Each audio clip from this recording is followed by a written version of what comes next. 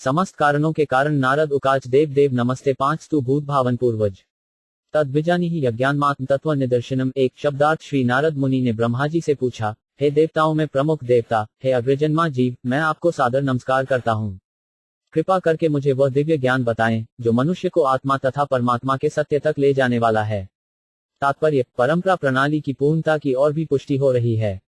पिछले अध्याय में यह स्थापना हुई थी कि आदि जीव ब्रह्मा जी ने सीधे परमेश्वर से ज्ञान प्राप्त किया और उन्होंने वह ज्ञान अगले शिष्य नारद को प्रदान किया। नारद ने ज्ञान प्रदान किए जाने की प्रार्थना को तो ब्रह्मा जी ने ज्ञान प्रदान किया। अतएव वह सही व्यक्ति से दिव्य ज्ञान के लिए याचना करना और सही ढंग से उसे प्राप्त करना परंपरा का विधान है। इस विधि की संस्तुति भगवद गीता 4.2 में की गई है। जिज्ञासु शिष्य को चाहिए कि वह जिज्ञासा समर्पण, विनीत जिज्ञासा तथा सेवा द्वारा दिव्य ज्ञान प्राप्त करने के लिए सुयोग्य गुरु के पास जाए। इस तरह विनीत जिज्ञासा तथा सेवा द्वारा प्राप्त ज्ञान धन के बदले प्राप्त होने वाले ज्ञान से अधिक प्रभावात्मक होता है। ब्रह्मा तथा नारद की परंपरा का गुरु कभी दौलत तथा सेंट रुपये पैसे नहीं चाहता। प्रामाणिक शिष्य को अपनी प्रतिष्ठावान सेवा से उसे प्रसन्न करके आत्मा तथा परमात्मा के संबंध तथा स्वभाव का ज्ञान प्राप्त करना होता है। यद्गुपन यदधिष्ठान यत सूक्ष्ममिदं प्रभो यत्संस्थ यत पर यच तत्तत्वं वद तत्वतः। 2 शब्दार्थ। है पिता, आप इस व्यक्त जगत के वास्तविक लक्षणों का वर्णन करें। इसका आधार क्या है? यह किस तरह उत्पन्न हुआ? यह किस तरह संस्थित है? और यह सब किसके नियंत्रण में किया जा रहा है? तात्पर्य, वास्तविक कारण तथा कार्य के आधार पर नारद मुनि द्वारा उठाए गए प्रश्न अत्यंत जिनमें तर्कसंगत प्रतीत होते हैं। किंतु नास्तिक लोग स्वनिर्मित अनेक सिद्धांत प्रस्तुत करते रहते हैं जिनमें कारण कार्य का लेशमात्र भी नहीं रहता। यह व्यक्त जगत तथा आत्मा अब भी इन ईश्वरहीन नास्तिकों द्वारा प्रयोगात्मक ज्ञान के आधार पर अविवेचित है, यद्यपि उन्होंने अपने उर्व मस्तिष्क द्वारा निर्मित अनेक सिद्धांत प्रस्तुत किए हैं। किंतु नारद मुनि ऐसे मानसिक चिंतन परक सिद्धांतों के विपरीत सृष्टि संबंधी सारे तथ्यों को जानने के इच्छुक थे, उन सिद्धांतों के द्वारा नहीं। आत्मा तथा परमात्मा संबंधी दिव्य ज्ञान में जगत तथा इसकी सृष्टि की पृष्ठभूमि का ज्ञान सम्मिलित होता है। व्यवहार जगत में किसी भी बुद्धिमान व्यक्ति को यथार्थ रूप 3 बातें दिखती हैं: जीव, व्यक्त जगत तथा इनके ऊपर अनंतिम नियंत्रण। बुद्धिमान व्यक्ति देख सकता है कि न तो जीव न ही व्यवहार जगत संयोगजन्य सृष्टियां हैं। सृष्टि एवं इसके नियमनकारी कार्य कारणों से इसके पीछे किसी बुद्धिमान मस्तिष्क की योजना कार्यशील प्रतीत होती है। शुद्ध जिज्ञासा द्वारा और किसी ऐसे व्यक्ति की सहायता से जो उन्हें वास्तव में जानता हो, परम कारण को खोजा जा सकता है। सर्वहोतु भवान वेद भूत भव्य भवत प्रभु करामलक वद विश्व विज्ञानावसितम तब। 3 शब्दार्थ। है पिता, आप यह सब वैज्ञानिक ढंग से जानते हैं, क्योंकि भूतकाल में जो कुछ रचा गया, भविष्य में जो भी रचा जाएगा या वर्तमान में जो कुछ रचा जा रहा है तथा इस ब्रह्मांड के भीतर जितनी सारी वस्तुएं हैं वे सब आपकी हथेली में आंवले के सदृश हैं। तात्पर्य, इस व्यक्त ब्रह्मांड तथा ब्रह्मांड के भीतर की प्रत्येक वस्तु के प्रत्यक्ष सृष्ट ब्रह्मा जी हैं। अतएव वे जानते हैं कि भूतकाल में क्या घटा, भविष्य में क्या घटित होगा और इस समय क्या घट रहा है। 3 मुख्य वस्तुएं यथा जीव, दृश्य जगत तथा नियंता ये सतत कार्यशील हैं, चाहे भूत हो, वर्तमान या भविष्य, और प्रत्यक्ष व्यवस्थापक इन सारे कार्य कारणों को जानता रहता है, जिस तरह की हथेली में रखे हुए आमलेख के विषय में सब कुछ ज्ञात रहता है। किसी वस्तु विशेष का असली निर्माता जानता रहता है कि उसने निर्माण कला किस तरह सीखी, कहां से उसे आवश्यक सामग्री मिली, किस तरह उसे जोड़ा गया और किस तरह से निर्माण क्रिया के फलस्वरूप वस्तुएं बन रही हैं। चूंकि ब्रह्मा जी प्रथम जन्मा जीव हैं, अतएव उनसे अपेक्षा है कि वे सृष्टि के सारे कार्यों के विषय में जाने। यद्विज्ञानो यदाधारो यत्पस्त्वम यदात्मक। 1 सृजसी भूतानि भूतेरे बात माया। 4 शब्दार्थ। है पिता, आपके ज्ञान का स्रोत क्या है? आप किसके संरक्षण में रह रहे हैं? आप किसकी अधीनता में कार्य करते हैं? आपकी वास्तविक स्थिति क्या है? क्या आप अकेले ही सारे जीवों को अपनी निजी शक्ति के द्वारा भौतिक तत्वों से उत्पन्न करते हैं? तात्पर्य, यह श्री नारद मुनि को ज्ञात था कि ब्रह्मा जी ने कठिन तपस्या करके सृजन शक्ति प्राप्त की थी। अतएव वे यह जान सके कि ब्रह्मा जी से भी श्रेष्ठ कोई है जिसने ब्रह्मा को सृजन शक्ति से भरपूर किया है। इसीलिए उन्होंने ये सारे प्रश्न पूछे। अतएव प्रगतिशील वैज्ञानिक उपलब्धियों की खोजें स्वतंत्र नहीं होती। वैज्ञानिक को पहले से विद्यमान वस्तु का ज्ञान अन्य किसी द्वारा प्रदत्त अद्भुत मस्तिष्क द्वारा प्राप्त करना होता है। एक वैज्ञानिक इस प्रकार से प्रदत्त मस्तिष्क से कार्य कर सकता है, लेकिन उसके लिए अपना मस्तिष्क या इसी तरह का अन्य मस्तिष्क उत्पन्न कर पाना संभव नहीं है। अतएव किसी भी सृष्टि के मामले में न तो कोई स्वतंत्र है, न ऐसी सृष्टि स्वचालित है। आत्मन भाव्य से तानीना आत्मशक्तिमवष्टभ्य ऊर्णाभिरिवाक्लम। 5 शब्दार्थ। जिस प्रकार मकड़ी अपने जाले को सरलता से उत्पन्न करती है और अन्यों के द्वारा पराजित हुए बिना अपनी सृजन शक्ति प्रकट करती है, उसी प्रकार आप अपनी आत्मनिर्भर शक्ति को प्रयुक्त करके दूसरे से सहायता लिए बिना सृजन करते हैं। तात्पर्य, आत्मनिर्भरता का सर्वश्रेष्ठ उदाहरण सूर्य है। सूर्य को प्रकाशित होने के लिए किसी दूसरे तत्व की आवश्यकता नहीं पड़ती। प्रत्युत सूर्य ही समस्त प्रकाशमान वस्तुओं का सहायक बनता है, क्योंकि सूर्य के होने पर अन्य कोई प्रकाशमान वस्तु महत्वपूर्ण नहीं होती। नारद ने ब्रह्मा की स्थिति की तुलना उस मकड़ी की आत्मनिर्भरता से की है, जो अन्य किसी से सहायता लिए बिना अपनी लार के शक्तिशाली सज्जन से अपना जाला बनाती है। नाह वेद पर हास्मिनाप्रम न सम विभो नाम रूप गुणर्भाव्यम सदसत किल्यदिन्यतः 6 शब्दार्थ हम किसी विशेष वस्तु, श्रेष्ठ, निकृष्ट या समतुल्य, नित्य या क्षणिक, इनके नामों, लक्षणों तथा गुणों से जो भी समझ पाते हैं, वह आपके अतिरिक्त अन्य किसी स्रोत से सृजित नहीं होती, क्योंकि आप इतने महान हैं। तात्पर्य, यह व्यक्त जगत 84 लाख योनियों में उत्पन्न विविध प्रकार के जीवों से परिपूर्ण है। इनमें से कुछ श्रेष्ठ हैं, तो कुछ निकृष्ट। मानव समाज में मनुष्य श्रेष्ठ प्राणी माना जाता है और मनुष्यों में भी विभिन्न किस्में होती हैं, यथा उत्तम, निकृष्ट, समान इत्यादि। लेकिन नारद मुनि ने यह मान लिया कि उनके पिता ब्रह्मा के अतिरिक्त अन्य किसी में सृजन का स्रोत नहीं है। अतएव वे ब्रह्मा जी से उनके विषय में सब कुछ जान लेना चाहते थे। स भवांचरत घोर यत तप सुसमाहितः तेन खेदे से नस्त्वम परा षड्भा च यच्छसि। 7 शब्दार्थ फिर भी जब हम आपके द्वारा पूर्ण अनुशासन में रहते हुए संपन्न कठिन तपस्याओं के विषय में सोचते हैं, तो हमें आपसे भी अधिक शक्तिशाली किसी व्यक्ति के अस्तित्व के विषय में आश्चर्यचकित रह जाना होता है, यद्यपि आप सृष्टि के मामले में इतने शक्तिशाली हैं। तात्पर्य, श्री नारद मुनि के चरण चिह्नों का अनुसरण करते हुए मनुष्य को चाहिए कि वह अंधे की तरह गुरु को साक्षात ईश्वर न मान ले। गुरु का सम्मान ईश्वर के समान ही किया जाता है, लेकिन जो गुरु अपने को साक्षात ईश्वर कहे, उसे तुरंत त्याग देना चाहिए।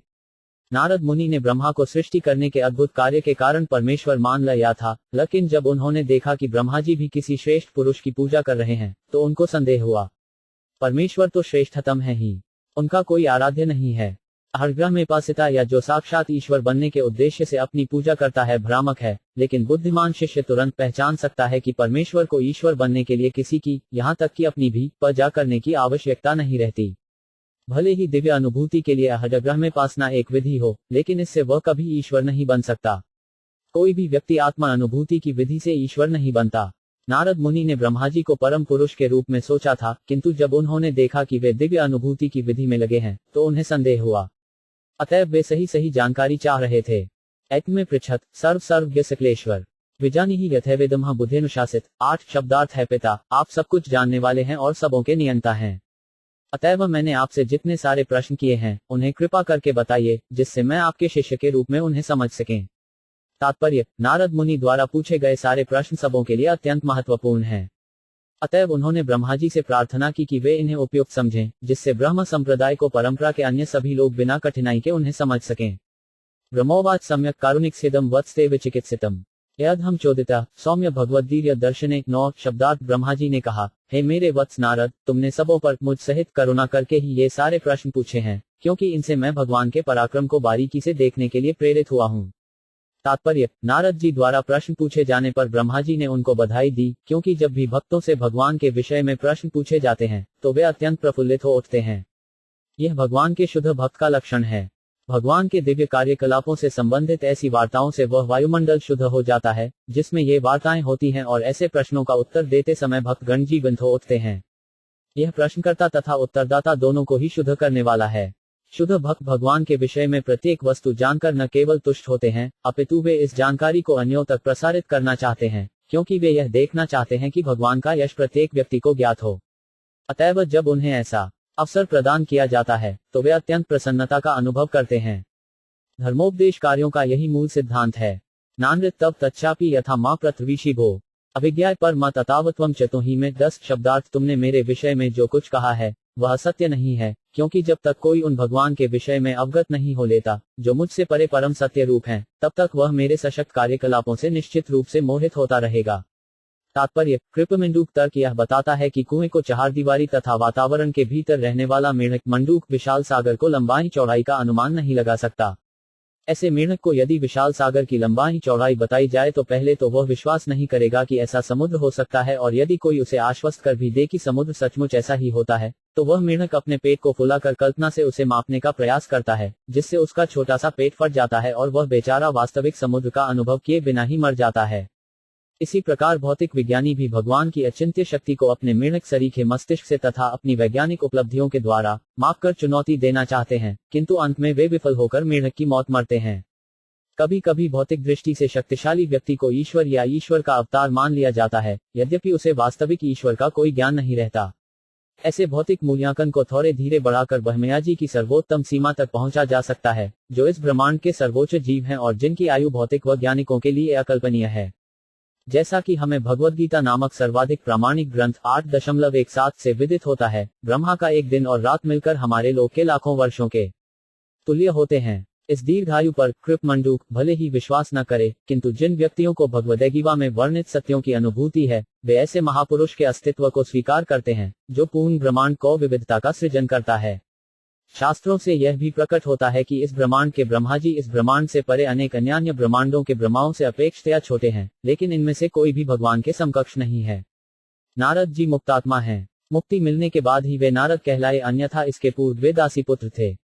यहाँ प्रश्न पूछा जा सकता है कि नारद को परमेश्वर का ज्ञान क्यों न था और उन्होंने ब्रह्माजी को परमेश्वर क्यों मान लिया था, जबकि वास्तविकता ऐसी न थी। मुक्तात्मा कभी ऐसे भ्रमात्मक विचार से मोहित नहीं होता, तो फिर नारद एक सामान्य व्यक्ति की भांति इस तरह के प्रश्न क्यों पूछ रहे थे? ऐसा ही मोह अर्जुन को भी हुआ था, यद्यपि वे भगवाक नित्य सखा थे। अर्जुन या नारद जैसा मोह भगवान की इच्छा से ही उत्पन्न होता है, जिससे अन्य अमुख बद्ध व्यक्ति भी भगवान के असली सत्य तथा ज्ञान की अनुभूति प्राप्त कर सकें।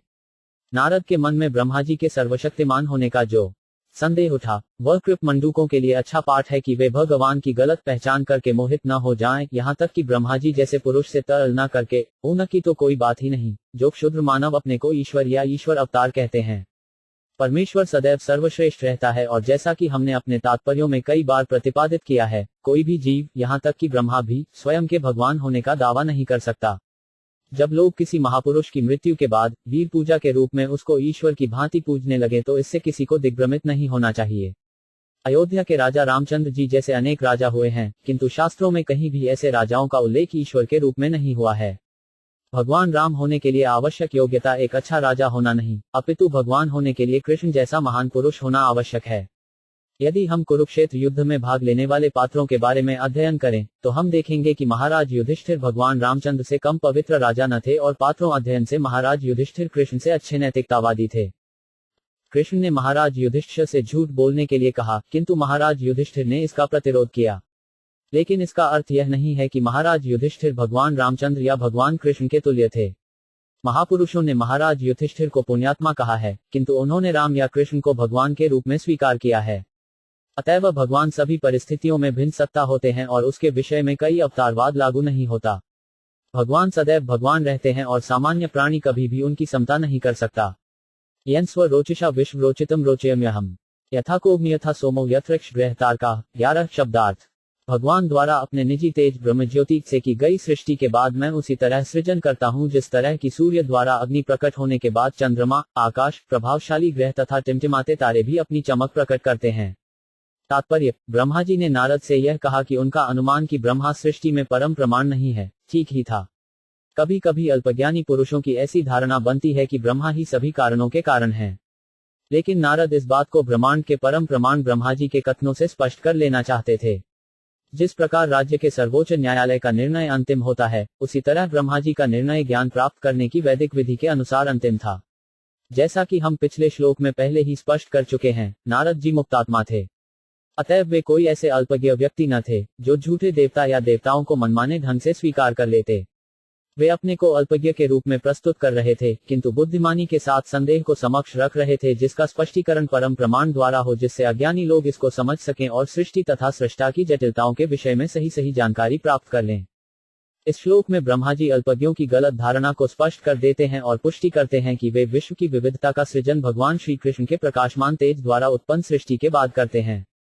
ब्रह्माजी ने अलग से भी यही बात ब्रह्म संहिता 5.40 में इस प्रकार कही है, यस्य प्रथा प्रभवतो जयदन कोटि कोटिश शेष सुधादि विभूते भिनप तद्रह्य निष्कलमनंतम शेषभूत गोविंदमादिशुरुषल तमः भजामि। मैं उन आदि भगवान गोविंद की सेवा करता हूँ, जिनका दिव्य शारीरिक तेज जो ब्रह्मज्योति के नाम से प्रसिद्ध है, जो असीम, अगाध तथा सर्वव्यापी हैं, और जो उन असंख्य लोकों आदि को सृष्टि के कारण हैं, जिनमें नाना प्रकार की जल, वायु तथा जीवन की दशाएं हैं। यही वक्तव्य भगवद्गीता 14.27 में पाया जाता है। भगवान कृष्ण ही ब्रह्मज्योति के आधार हैं। ब्रह्मणो ही प्रतिशहम निरुक्ति अर्थात वैदिक कोश में प्रतिष्ठा का उल्लेख, जो स्थापित करता है, के रूप में हुआ है।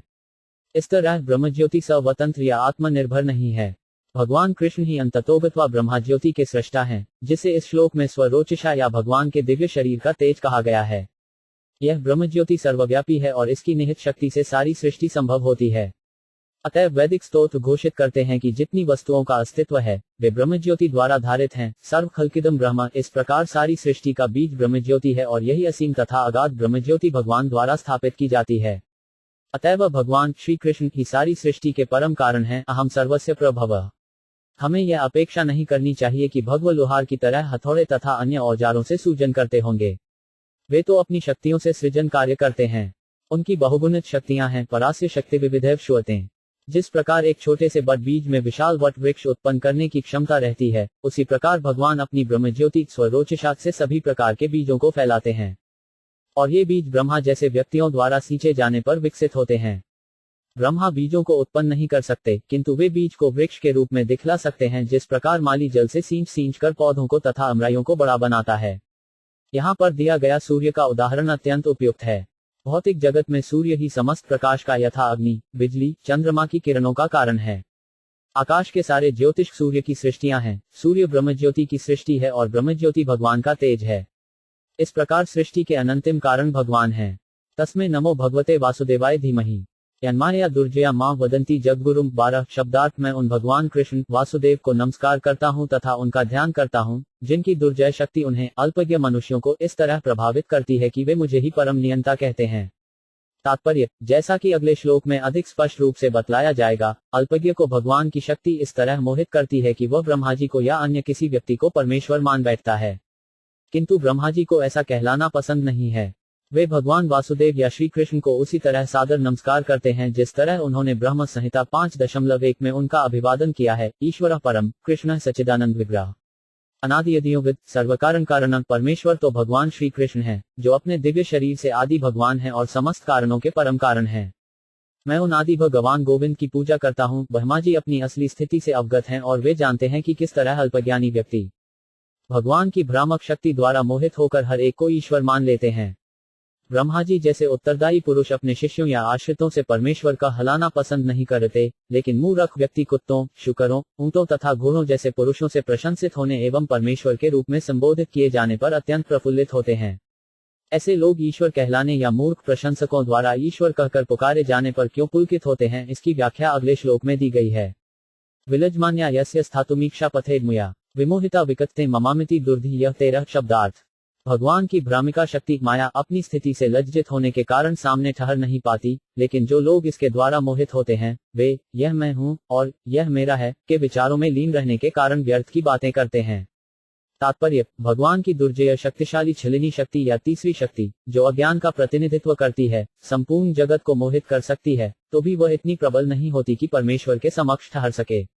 अविद्या तो भगवान के पीछे रहकर वहीं से जवों को गुमराह करती है। मोहग्रस्त जीव का मुख्य लक्षण है कि वह व्यर्थ की बकवास करता है। यह जैविक साहित्य के सिद्धांतों से समर्थित नहीं रहती और सबसे अधिक निकृष्ट बकवास है। यह मैं हूं, यह मेरा है, ईश्वरहीन सभ्यता ऐसे झूठे विचारों पर ही चलती है और ऐसे व्यक्ति ईश्वर की वास्तविक अनुभूति के बिना ही मिथ्या ईश्वर को मानते हैं, या उन लोगों को जो पहले से ठगिनी शक्ति द्वारा मोहग्रस्त होते हैं, गुमराह करने के लिए अपने को ही ईश्वर घोषित कर देते हैं। किंतु जो भगवान के समक्ष रहते हैं तथा जो उनकी शरण ग्रहण किए रहते हैं, वे ठगिनी शक्ति द्वारा प्रभावित नहीं होते। अतएव जे इस भ्रांत धारणा से कि यह मैं हूं, यह मेरा है, मुक्त रहते हैं।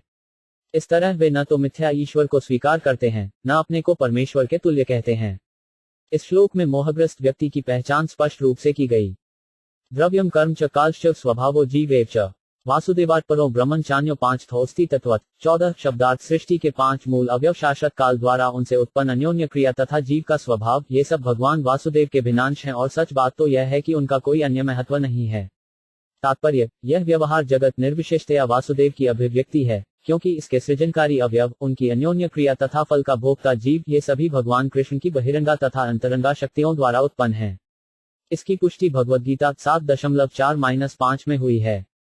सारे अवयव यथा पृथ्वी, जल, अग्नि, वायु तथा आकाश एवं इन्हीं के साथ भौतिक पहचान की अवधारणा, बुद्धि तथा मन भगवान की बहिरंगा शक्ति से उत्पन्न है। शाश्वत काल द्वारा निर्धारित इन स्थूल तथा सूक्ष्म अवयवों का भोग करने वाला जीव अंतरंगा शक्ति की उपज है, जिसे इस जगत में या बैकुंठ लोक में रहने की छूट है। भौतिक जगत में जीव ठगिनी अविद्या से छला जाता है, किंतु वैकुंठ लोक में वह किसी भ्रम के बिना सामान्य अवस्था में रहता है।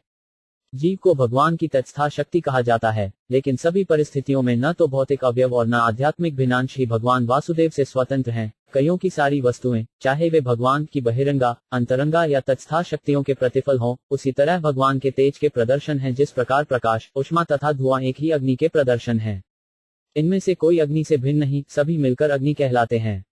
इसी प्रकार सारी व्यवहारिक अभिव्यक्तियां तथा वासुदेव के शरीर का तेज उनके निर्विशेष गुण हैं, जबकि भगवान उपर्युक्त भौतिक अवयवों की अवधारणाओं से सर्वथा पृथक सच्चिदानंद विग्रहट नामक अपने दिव्य रूप में रहते हैं।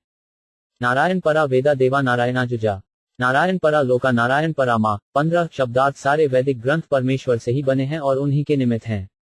देवता भी भगवान के शरीर के अंगों के रूप में उन्हीं की सेवा के लिए हैं। विभिन्न लोग भी भगवान के निमित्त हैं और विभिन्न यज्ञ उन्हीं को प्रसन्न करने के लिए संपन्न किए जाते हैं। तात्पर्य, वेद्यंत यूत्र शाखयोनिवाद के अनुसार परमेश्वर समस्त शास्त्रों के रचयिता हैं और सारे शास्त्र इन्हीं परमेश्वर को जानने के लिए हैं। वेद का अर्थ है भगवान विषय ज्ञान। वेदों की रचना बद्ध जीव की विस्मृत चेतना को जागृत करने के लिए हुई और ऐसा साहित्य जो ईश चेतना को जागृत करने वाला नहीं होता, वह नयनप भक्तों द्वारा त्याज्य है। जिन ग्रंथों का लक्ष्य नारायण नहीं होता, ऐसे भ्रामक ग्रंथ ज्ञान नहीं है, अपितु उन कौवों के क्रीड़ास्थल हैं, जो विश्व भर का जूठन खाने में रुचि रखते हैं। ज्ञान, विज्ञान या कला के किसी भी ग्रंथ से नारायण का ज्ञान होना चाहिए, अन्यथा वह त्यागने योग्य है। ज्ञान की प्रगति का यही साधन है। परम पूज्य विग्रह नारायण है। पूजन के लिए देवताओं को नारायण से गौण स्थान प्रदान किया जाता है, क्योंकि देवता तो विश्व के कार्यों की व्यवस्था में सहायक होते हैं। जिस तरह किसी राज्य के अधिकारियों का आदर इसीलिए होता है क्योंकि राजा से उनका संबंध होता है, उसी तरह देवताओं की पूजा भगवान के साथ उनके संबंध के कारण होती है।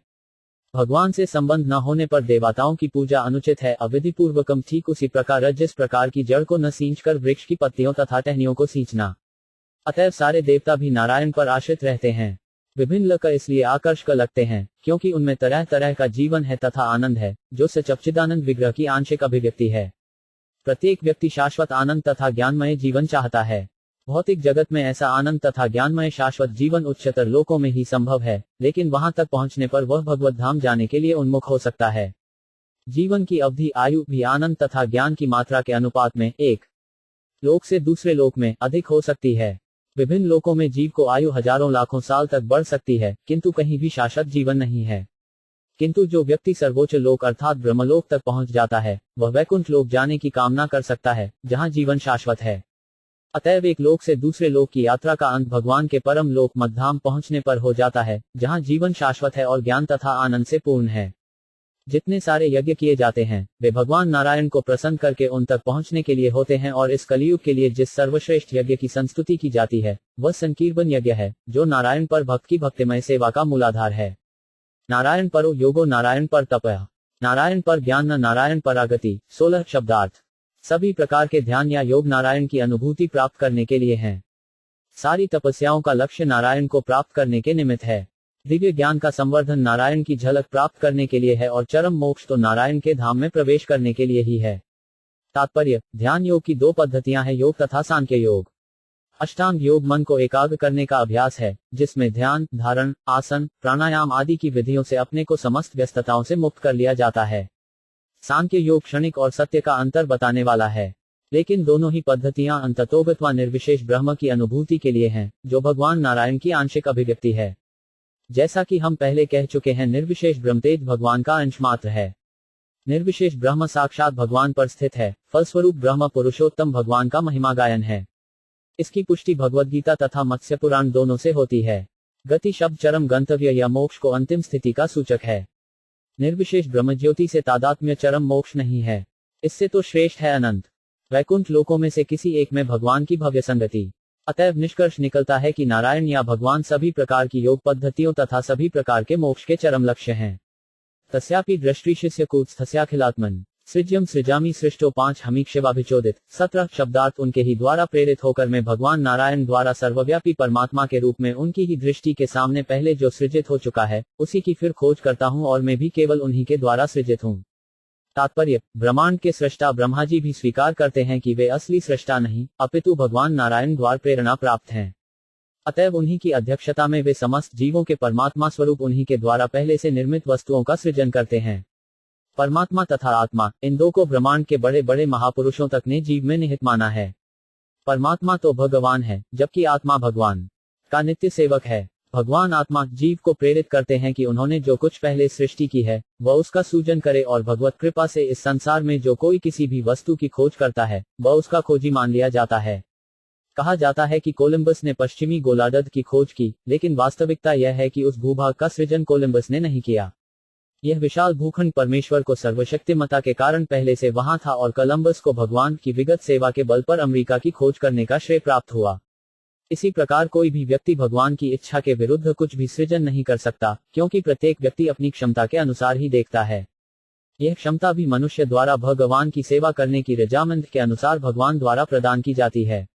अतएव मनुष्य को स्वेच्छा से भगवान की सेवा करने के लिए इच्छुक होना चाहिए। इस तरह भगवान कर्ता को उसी अनुपात में शक्ति प्रदान करते हैं जिस अनुपात में वह भगवान के चरण कमलों में आत्मसमर्पण करता है। ब्रह्मा जी भगवान के महान भक्त हैं, अतएव भगवान ने उन्हें शक्ति दी, या यूं कहें कि यह प्रेरणा दी कि हमारे समक्ष जैसा विश्व है वे वैसे ही विश्व की सृष्टि करें। भगवान ने इसी तरह अर्जुन को कुरुक्षेत्र में युद्ध करने के लिए प्रेरित किया था। भगवद गीता 11:33 तस्मात् यशो लभस जित्वा शत्रुं तुष्वराज्यम समृद्धया मरेविते निहताः पूर्वमेव निमित्तमात्रं भव सव्यसाचिन। चाहे कुरुक्षेत्र का युद्ध हो या किसी अन्य स्थान अथवा अन्य समय में लड़ा गया कोई युद्ध हो, वह भगवान इच्छा से लड़ा जाता है, क्योंकि भगवान की मर्जी के बिना कोई इतना बड़ा जनसंहार नहीं कर सकता। दुर्योधन के दल ने कृष्ण की परम भक्त द्रौपदी का अपमान किया, और द्रौपदी ने भगवान से तथा वहां पर उपस्थित सारे मूक दर्शकों से इस अनुचित अपमान से बचने के लिए याचना की। तब अर्जुन को भगवान ने सलाह दी कि वह लड़कर बदला ले, अन्यथा दुर्योधन का दल भगवान को इच्छा से किसी न किसी प्रकार मारा जाएगा। इस तरह अर्जुन को निमित्त मात्र बनने तथा भीष्म एवं कर्ण जैसे महान सेनापतियों का वध करने का श्रेय लेने के लिए कहा गया। कग्रोपनिषद जैसे जैदिक ग्रंथ में भगवान को सर्वभूत अंतरात्मा के रूप में वर्णित किया गया है, अर्थात वे प्रत्येक शरीर के भीतर न वास करने वाले तथा उनकी शरण में आने वाले प्रत्येक व्यक्ति को निर्देश देने वाले हैं। जो शरणागत नहीं है उन्हें प्रकृति के संरक्षण में रखा जाता है। श्राम्यन सर्वद्रुतानि यंत्रारुणि माया। इस तरह उन्हें अपने ढंग से कार्य करने दिया जाता है और स्वयं दुष्परिणाम भोगने दिया जाता है। ब्रह्मा तथा अर्जुन जैसे भक्त अपनी ओर से कुछ भी नहीं करते, अपितु पूर्ण शरणागत होने के कारण भगवान के संकेतों को प्रतीक्षा करते रहते हैं। अतएव वे कुछ ऐसा करने का प्रयास करते हैं जो सामान्य दृष्टि में अत्यंत आश्चर्यजनक प्रतीत होता है। भगवान का एक नाम उर्वक्रम है, जिसका अर्थ है वह जिसके कार्य अत्यंत अद्भुत और जीव की कल्पना से परे होते हैं। अतएव भगवान के भक्तों के कार्य कभी कभी अत्यंत अद्भुत प्रतीत होते हैं, क्योंकि उनमें भगवान का निर्देशन रहता है। ब्रह्मांड के सर्वोच्च बुद्धिमान जीव ब्रह्मा से लेकर एक शुद्ध चींटी तक सारे जीवों की बुद्धि भगवान द्वारा सारे कार्यों के साक्षी रूप में देखी जाती है। भगवान की सूक्ष्म उपस्थिति का अनुभव उस बुद्धिमान व्यक्ति को होता है जो सोचने, अनुभव करने तथा चाहने के मनोवैज्ञानिक प्रभावों का अध्ययन कर सकता है। सत्वम रजस्तम इति निर्गुणस्य गुणाश्रया स्थिति सर्व निरोधभ्रेषित माया विभो। 18 शब्दार्थ। परमेश्वर अपने शुद्ध आध्यात्मिक रूप में सारे भौतिक गुणों से परे होते हैं, फिर भी भौतिक जगत की सृष्टि, उसके पालन तथा संहार के लिए वे अपनी बहिरंगा शक्ति के माध्यम से प्रकृति के गुणों को, सतो, रजो तथा तमो गुणों को स्वीकार करते हैं। तात्पर्य: परमेश्वर उस बहिरंगा शक्ति के स्वामी हैं जो सतो, रजो तथा तमो इन 3 गुणों द्वारा व्यक्त होती है, और इस शक्ति के स्वामी होने के कारण वे कभी भी इस मोहक शक्ति से प्रभावित नहीं होते। किंतु जीव ऐसे गुणों से या तो प्रभावित रहते हैं या उनके प्रभावित होने की संभावना बनी रहती है। भगवान तथा जीव में यही प्रमुख अंतर है। यद्यपि जीव मूलतः गुणात्मक दृष्टि से भगवान से एक हैं, किंतु जीव इन गुणों द्वारा प्रभावित होते रहते हैं। दूसरे शब्दों में, ये भौतिक गुण भगवान की बहिरंगा शक्ति से उत्पन्न होने के कारण निश्चय ही भगवान से संबंधित होते हैं, लेकिन यह संबंध स्वामी तथा दास जैसा होता है। परमेश्वर भौतिक शक्ति के नियामक हैं, किंतु सारे जीव भौतिक जगत में फंसे होने के कारण न तो स्वामी हैं, न नियामक, प्रत्युत वे ऐसी शक्ति द्वारा नियंत्रित होते हैं या उसके अधीन हो जाते हैं। वास्तव में भगवान अपनी अंतरंगा या आध्यात्मिक शक्ति से उसी प्रकार नित्य प्रकट रहते हैं जिस तरह स्वच्छ आकाश में सूर्य तथा उसकी किरणें प्रकट होती हैं। लेकिन कभी कभी वे भौतिक शक्ति उत्पन्न करते हैं, जिस तरह सूर्य निर्मल आकाश में बादल उत्पन्न कर देता है। जिस प्रकार सूर्य बादल के टुकड़े से अप्रभावित रहता है, उसी प्रकार अनंत भगवान भौतिक शक्ति के धब्बे से जो कभी कभी भगवान की ब्रह्मज्योति की किरणों के असीम विस्तार में प्रकट हो जाता है, अप्रभावित रहते हैं। कार्य कारण कर्तृत्व में द्रव्य ज्ञान क्रियाश्रया बध्नंती नित्यदा मुक्तमायन पुरुष गुना। 19 शब्दार्थ। भौतिक प्रकृति के ये तीनों गुण आगे चलकर पदार्थ, ज्ञान तथा क्रियाओं के रूप में प्रकट होकर दिव्य जीव को कार्य कारण के प्रतिबंधों के अंतर्गत डाल देते हैं और ऐसे कार्यों के लिए उसे उत्तरदायी बना देते हैं। तात्पर्य, चूंकि नित्य शाश्वत जीव अंतरंगा तथा बहिरंगा शक्तियों के मध्य में स्थित हैं, अतएव वे भगवान की तत्स्था शक्ति कहलाते हैं। वास्तव में जीव भौतिक शक्ति द्वारा बद्ध होने के लिए नहीं है, लेकिन भौतिक शक्ति पर प्रभुता जताने के मिथ्या भाव के कारण वे ऐसी शक्ति के वशीभूत हो जाते हैं और इस तरह तीनों गुणों द्वारा बंध जाते हैं। भगवान की यह बहिरंगा शक्ति उस जीव के शुद्ध ज्ञान को प्रच्छन्न कर लेती है, जो शाश्वत रूप से भगवान के साथ रहने वाला है। यह आवरण इतना स्थायी होता है कि बद्ध जीव नित्य अज्ञानी प्रतीत होता है। माया या बहिरंगा शक्ति का प्रभाव इतना अद्भुत होता है मानो यह भूतों से उत्पन्न हुआ हो। भौतिक शक्ति की आवरणात्मक मजबूती के कारण भौतिक विज्ञानी भौतिक कारणों से परे नहीं देख पाता, लेकिन वस्तुतः भौतिक अभिव्यक्तियों के पीछे अधिभूत, अध्यात्म तथा अधिदैव क्रियाएं होती हैं, जिन्हें तमोगुणी बद्ध जीव नहीं देख पाता। अधिभूत अभिव्यक्ति के अंतर्गत बुढ़ापा तथा रोग समेत जन्म मृत्यु की पुनरावृत्ति होती है। अध्यात्म अभिव्यक्ति में आत्मा बद्ध होती है और अधिदैव अभिव्यक्ति नियामक पद्धति है। ये कार्य कारण तथा बद्धकर्ताओं में उत्तरदायित्व के भावों की भौतिक अभिव्यक्तियां हैं।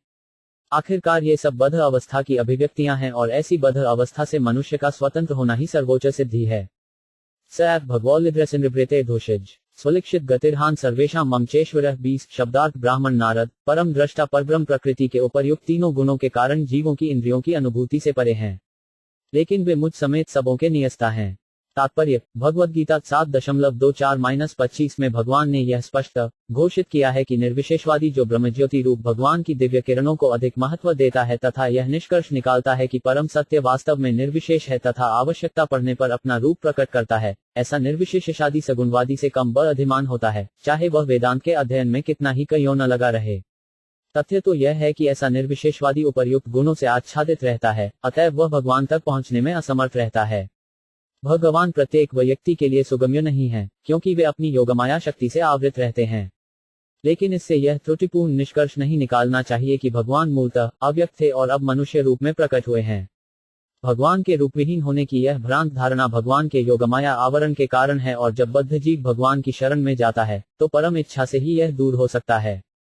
भगवत भक्त जो उपर्युक्त तीनों गुणों से परे रहते हैं, भक्तिभाव में अपनी प्रेम दृष्टि से उनके सर्व आनंदमय दिव्य रूप का दर्शन कर सकते हैं। काल कर्म स्वभाव च मायशो माया स्वया आत्मन यह छया प्राप्त विदुभूषुरूपाद्य 21 शब्दार्थ समस्त शक्तियों के नियंता भगवान अपनी ही शक्ति से नित्यकाल समस्त जीवों के भाग्य तथा उनके विशिष्ट स्वभाव की सृष्टि करते हैं और फिर स्वतंत्र रूप से उन्हें अपने में विलीन कर लेते हैं। तात्पर्य, इस भौतिक संसार की सृष्टि, जिसमें परमेश्वर बद्ध जीवों को अपने अधीन रखकर कर्म करने देते हैं, हर बार यह प्रलय के बाद बार बार होता रहता है। भौतिक सृष्टि असीम आकाश में बादल के समान है। वास्तविक आकाश तो आध्यात्मिक आकाश है, जो ब्रह्मज्योति की किरणों से निरंतर पूर्ण रहता है, और इस असीम आकाश का एक अंश भौतिक सृष्टि रूपी महतत्व के बादल से आच्छादित रहता है, जिसमें भगवान की बहिरंगा शक्ति के नियंत्रण में रहकर इच्छानुसार कर्म करने के लिए बद्ध जीवों को छोड़ दिया जाता है, जो भगवान की इच्छा के विरुद्ध अपनी प्रभुता जताना चाहते हैं। जिस प्रकार वर्षा ऋतु हर बार आती है और चली जाती है, उसी तरह सृष्टि उत्पन्न होती है और भगवान के नियंत्रण में पुनः विलीन हो जाती है, जिसकी पुष्टि भगवद गीता 8.19 में हुई है। इस तरह भौतिक जगतों की सृष्टि तथा प्रलय भगवान का नियमित कार्य है, जिसमें बद्ध जीवों को इच्छानुसार क्रीड़ा करने और अपना अपना भाग्य निर्मित करके प्रलय के समय अपनी स्वतंत्र इच्छाओं के अनुसार पुनः जन्म लेने के लिए छोड़ दिया जाता है। इस तरह सृष्टि एक ऐतिहासिक तिथि से प्रारंभ होती है, जैसा कि हम अपने अल्प अनुभव से सोचने के आदी हैं। सृष्टि तथा प्रलय का प्रक्रम अनादि है, अर्थात इसको उत्पत्ति पहले पहल कब हुई, इसका पता नहीं है, क्योंकि आंशिक सृष्टि की ही अवधि 8640,000,000 वर्ष है। लेकिन वैदिक साहित्य में वर्णित सृष्टि का नियम यह है कि वह कुछ अंतरालों में सृजित होती है और भगवान की इच्छा से पुनः विनष्ट हो जाती है। सारी भौतिक सृष्टि या आध्यात्मिक सृष्टि भी भगवान की शक्ति की वैसी ही अभिव्यक्ति है, जैसे कि अग्नि का प्रकाश तथा उष्पा अग्नि की शक्ति की विभिन्न अभिव्यक्तियां हैं। अतएव भगवान शक्ति के ऐसे विस्तार द्वारा ही निर्विशेष रूप में विद्यमान रहते हैं और संपूर्ण सृष्टि उनके निर्विशेष स्वरूप पर आश्रित है। तो भी वे अपने को ऐसी सृष्टि से पूर्णम के रूप में पृथक रखते हैं। अतएव किसी को यह नहीं सोचना चाहिए कि वे अपने निर्विशेष असीम विस्तार के कारण साकार रूप में विद्यमान नहीं होते। उनका निर्विशेष विस्तार उनकी शक्ति की अभिव्यक्ति है और वे अपने असंख्य निर्विशेष विस्तारों के होते हुए भी सदा अपने साकार रूप में रहते हैं। भगवद गीता 9.5-7। मानवी बुद्धि के लिए यह कल्पना कर पाना अत्यंत कठिन है कि किस तरह सारी सृष्टि भगवान की शक्ति के विस्तार पर टिकी है, लेकिन भगवान ने भगवद गीता में एक बहुत सुंदर उदाहरण दे रखा है। उसमें कहा है कि यद्यपि वायु तथा परमाणु आकाश के विशाल विस्तार में टिके हैं, जो प्रत्येक भौतिक वस्तु के लिए विश्राम का आगार है, तो भी यह आकाश पृथक तथा अप्रभावित रहता है। इसी प्रकार यद्यपि परमेश्वर अपनी शक्ति के विस्तार से उत्पन्न प्रत्येक वस्तु का पालन करते हैं, तो भी वे पृथक रहते हैं। इसे तो निराकार ब्रह्म के प्रबल समर्थक शंकराचार्य तक ने स्वीकार किया है। वे कहते हैं नारायण परो पांच व्यक्तात् अर्थात नारायण अपनी निर्विशेष सृजनात्मक शक्ति से पृथक विद्यमान है। इस तरह प्रलय के समय यह सारी सृष्टि नारायण के दिव्य शरीर के भीतर लीन हो जाती है और यह सृष्टि पुनः भाग्य तथा स्वभाव की उन्हीं अपरिवर्तित कोटियों समेत उन्हीं के शरीर से उद्भूत होती है। सारे जीव भगवान के अंश होने के कारण कभी कभी आत्मा के रूप में वर्णित होते हैं, जो आध्यात्मिक संरचना में एक से है। चूंकि ऐसे जीव भौतिक सृष्टि के प्रति पूरी आसक्ति के साथ आदृष्ट होते रहते हैं, अतएव वे भगवान से भिन्न होते हैं। कालाद गुण व्यतिकरः परिणाम स्वभावतः कर्मणो जन्म महत् पुरुषाधिष्ठिताद्भुत 22 शब्दार्थ प्रथम पुरुष के अवतार कारणान्वशाय विष्णु के बाद महत् तत्व अथवा भौतिक सृष्टि के तत्व अर्थात भौतिक सृष्टि के सिद्धांत घटित होते हैं, तब काल प्रकट होता है और काल क्रम से तीनों गुण प्रकट होते हैं। प्रकृति का अर्थ है तीन गुणात्मक अभिव्यक्तियां, जो कार्यों में रूपांतरित होती हैं। तात्पर्य परमेश्वर की सर्वशक्तिमता से सारी भौतिक सृष्टि का विकास रूपांतरण तथा प्रतिक्रियाओं की क्रमागत विधि से होता है और इसी सर्वशक्तिमता से वे क्रमशः समेट लिए जाते हैं और परमेश्वर के शरीर में संरक्षित रहते हैं।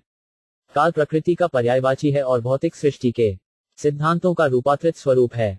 इस तरह काल को सृष्टि का प्रथम कारण माना जा सकता है और प्रकृति के रूपांतरणों से ही भौतिक जगत के विभिन्न कार्यकलाप दृष्टिगोचर होते हैं। इन कार्यकलापों को ही प्रत्येक जीव या की जड़ पदार्थों की सहज प्रवृत्ति माना जा सकता है और कार्यकलापों की अभिव्यक्ति के बाद तो उसी के अनुसार नाना प्रकार के फल और प्रतिफल उत्पन्न होते हैं। मूलतः ये सब परमेश्वर के कारण हैं। इसीलिए वेदांत सूत्र तथा थरागवत परम सत्य को समस्त सृष्टियों का मूल मानकर चलते हैं। जन्माहिस्ययतः महत्स्तु विकुर्वाणाद्रज सत्योपमितातु तमः प्रधान सिद्धवद द्रव्य ज्ञान क्रियात्मक 23 शब्दार्थ। महत् तत्व के विशुद्ध होने पर भौतिक क्रियाएं उत्पन्न होती हैं। सर्वप्रथम सतो तथा रजोगुणों का रूपांतरण होता है और बाद में तमोगुण के कारण पदार्थ ज्ञान तथा ज्ञान के विभिन्न कार्यकलाप प्रकट होते हैं। तात्पर्य सभी तरह की भौतिक सृष्टियां न्यूनाधिक रूप में रजोगुण के विकास से होती हैं। महत् तत्व भौतिक सृष्टि का ततत मूल कारण है और जब भगवान की इच्छा से यह विश्लुप्त होता है तो सर्वप्रथम रजो तथा सतोगुण प्रकट होते हैं। बाद में विभिन्न प्रकार के भौतिक कार्यकलापों के द्वारा उत्पन्न रजोगुण मुखर होता है और जीव अधिकाधिक तमोगुण में लिप्त होते जाते हैं। ब्रह्मा रजोगुण के प्रतिनिधि हैं तो विष्णु सतोगुण के, किंतु तमोगुण का प्रतिनिधित्व भौतिक कार्यकलापों के जनक शिवजी द्वारा किया जाता है। भौतिक प्रकृति माता कहलाती है और भौतिक जीवन के प्रवर्तक हैं पिता रूप शिवजी। इसीलिए जीवों द्वारा की गई सारी सृष्टि रजोगुण से प्रसूत है। किसी युग विशेष में जीवन की अवधि बढ़ने के साथ क्रमिक विकास के कारण विभिन्न गुण कार्यशील होते हैं। कलयुग में जिसमें तमोगुण प्रधान है, मानवीय सभ्यता के विकास के नाम पर विभिन्न प्रकार के भौतिक कार्यकलाप संपन्न होते हैं और जीव अपने असली स्वरूप आध्यात्मिक स्वरूप को अधिकाधिक भूलते जाते हैं। सतोगुण के नामात्र अनुशीलन से आध्यात्मिक स्वभाव की झलक प्राप्त की जाती है, किंतु रजोगुण की प्रधानता के कारण सतोगुण मिलावट हो जाती है। अतएव मनुष्य भौतिक गुणों की सीमाओं को लांघ नहीं पाता, जिससे जीवों के लिए भौतिक गुणों से अतीत रहने वाले भगवान का साक्षात्कार कठिन हो जाता है, भले ही ये जीव अनुशीलन की विभिन्न विधियों द्वारा सतोगुण में ही स्थित क्यों न रहें। दूसरे शब्दों में स्थूल पदार्थ अधिग्रह हैं, उनका पालन अधिदैवम है और भौतिक कार्यकलापों का शुभारंभ करने वाला अध्यात्मम है। भौतिक जगत में ये तीनों नियम प्रमुख गुणों के रूप में कार्य करते हैं, अर्थात कच्चा माल, इसकी नियमित पूर्ति तथा मोहग्रस्त जीवों द्वारा इंद्रिय भोग के लिए विविध रूपों में इनका उपयोग। 105 हठधार इति प्रोक्तो विकुर्वनुसंभूतृधा वैकारिकस्तेजस्य तामसश्येति यद्धिदा द्रव्य शक्ति क्रिया शक्तिर ज्ञान शक्तिरिति प्रभोग 24 शब्दार्थ। इस प्रकार आत्म केंद्रित भौतिकतावादी अहंकार तीनों स्वरूपों में रूपांतरित होकर सतोगुण, रजोगुण तथा तमोगुण बन जाता है। ये तीन स्वरूप हैं, पदार्थ को विकसित करने वाली शक्तियां, भौतिक सृष्टियों का ज्ञान तथा ऐसी भौतिकतावादी क्रियाओं का मार्गदर्शन करने वाली बुद्धि। हे नारद, तुम इसे समझने के लिए पूर्ण सक्षम हो। तात्पर्य भौतिकतावादी अहंकार या पदार्थ के साथ पहचान का भाव निपट आत्मकेंद्रित एवं ईश्वर के अस्तित्व के स्पष्ट ज्ञान से रहित होता है और भौतिकतावादी जीवों का यही आत्मकेंद्रित अहंकार अन्य वस्तुओं द्वारा उनके बद्ध होने तथा संसार के बंधन में पड़े रहने का कारण होता है। यह आत्मकेंद्रित अहंकार भयविद्यता के 7वें अध्याय में श्लोक 24 से 27 तक भली भांति समझाया गया है। आत्मकेंद्रित निर्विशेषवादी भगवान की स्पष्ट अवधारणा के बिना ही अपने ढंग से यह निष्कर्ष निकालता है कि भगवान किसी उद्देश्य विशेष से अपने मूल निर्विशेष आध्यात्मिक अस्तित्व से भौतिक स्वरूप ग्रहण करते हैं और उसकी भगवान संबंधी यह भ्रामक धारणा उसी तरह बनी रहती है, भले ही वह ब्रह्मसूत्र तथा अन्य बौद्धिक ज्ञान जैसे वैदिक साहित्य में रुचि रखता प्रतीत हो। भगवान के साकार स्वरूप के प्रति यह अज्ञानता विभिन्न गुणों के मिश्रण को न जानने के कारण है। इस प्रकार निर्विशेषवादी भगवान के सच्चिदानंद स्वरूप के विषय में धारणा नहीं बना पाते। इसका कारण यह है कि भगवान यह अधिकार अपने पास सुरक्षित रखते हैं कि वे ऐसे अभक्त के समक्ष प्रकट न हो जो भगवद्गीता जैसे ग्रंथ का अध्ययन करने के बाद भी हठवश मूर्ता से निर्विशेषवादी बने रहते हैं। यह हठ भगवान की निजी शक्ति योगमाया के प्रभाव के कारण होता है और हठी निर्विशेषवादी की दृष्टि को आच्छादित करने में सहायक का कार्य करता है। ऐसे मोहग्रस्त व्यक्ति को मूढ़ अर्थात निपट अज्ञानी कहा जाता है, क्योंकि वह भगवान के दिव्य रूप को अजन्मा तथा अक्षर समझने में असमर्थ रहता है। यदि भगवान अपने मूल निर्विशेष स्वरूप से भिन्न कोई स्वरूप या भौतिक आकार ग्रहण करते हैं, तो इसका अर्थ होता है कि वे जन्म लेते हैं और निर्विशेष से साकार रूप में परिवर्तित होते हैं। लेकिन वे परिवर्तनशील नहीं हैं। नहीं, वे बद्ध जीव की भांति कभी नया जन्म धारण करते हैं। बद्ध जीव अपनी भौतिक स्थिति के कारण एक जन्म के बाद दूसरा जन्म ले सकता है, लेकिन आत्म केंद्रित निर्विशेषादी अपनी निरी अज्ञानतावश अहंकार के कारण भगवान को अपने जैसा मानकर चलते हैं। यद्यपि वेदांत के ज्ञान में वे तथाकथित रूप से बहुत आगे बढ़े होते हैं। प्रत्येक जीव के हृदय में निवास करने के कारण भगवान ऐसे जीवों की भूत, वर्तमान तथा भविष्य की प्रवृत्तियों से भली भांति अवगत रहते हैं, लेकिन मोहग्रस्त बद्ध जीव शायद ही उन्हें उनके शाश्वत रूप में जान सके। अतएव निर्विशेषवादी भगवान के ब्रह्म तथा परमात्मा स्वरूपों को जान लेने के बाद भी उनके नित्य साकार स्वरूप नारायण से, जो समस्त भौतिक सृष्टि से परे है, अनजान रहते हैं। ऐसी निपट अज्ञानता मूर्ता का कारण भौतिकतावादी व्यक्ति के द्वारा कृत्रिम रूप से बढ़ती हुई भौतिक मांगों में जगे रहना है। भगवान की अनुभूति प्राप्त करने के लिए मनुष्य को भक्ति द्वारा भौतिकतावादी इंद्रियों को शुद्ध करना होता है। सतोगुण या वैदिक साहित्य में वर्णित ब्राह्मण संस्कृति ऐसी आध्यात्मिक अनुभूति कराने में सहायक है। इस तरह बद्ध जीव की ज्ञान शक्ति अवस्था अन्य दो अवस्थाओं द्रव्य शक्ति तथा क्रियाशक्ति से अच्छी है। समस्त भौतिक संस्कृति पदार्थों के विपुल संग्रह द्वारा या दूसरे शब्दों में औद्योगिक कार्यों के लिए कच्चे माल लक्ष्य द्वारा व्यक्त होती है और सारे औद्योगिक कार्यकलाप क्रियाशक्ति आध्यात्मिक जीवन के प्रति निपट अज्ञान के कारण है। द्रव्य शक्ति तथा क्रियाशक्ति के सिद्धांतों पर आधारित भौतिकतावादी सभ्यता को इस महान विडंबना को ठीक करने के लिए भगवद गीता 9.27 में व्यक्त कर्मयोग के सिद्धांतों के अनुसार भक्ति योग को ग्रहण करना होगा। यथा यत् करोषि यच्छनासि यजोहिषि ददासि यत् तपस्सी कौन्तेय तत्कुरुष मर्दर्पणम हे कुंती पुत्र।